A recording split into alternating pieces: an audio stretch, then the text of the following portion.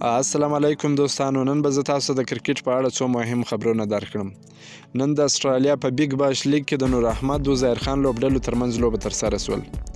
نور احمد په 4 اورونو کې 29 منډې ورکړې او کومه وکټ یې نه واخیستل.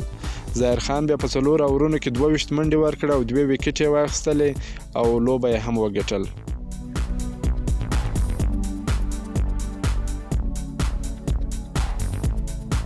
د راشد خان نن 15 کاله پوره شو چې د کرکټ نړۍ ته راغلی دی.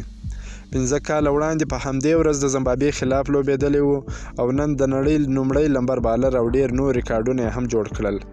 که کرکټ بورډ له واسطې تیر سي نور ډېر ځوانان به هم وځلیږي. ویاړ مو یې اتله.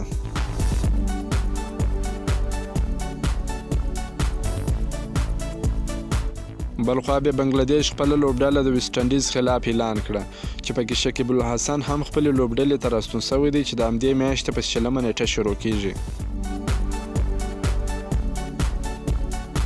د کرکټ په اړه د نن تازه او مهم خبرونه همدومره وه. که مو ویډیو خوښه سوې ویډیو در سره لایک کړئ. که په چینل کې نوي یاست دا چینل هم در سره سبسکرایب کړئ.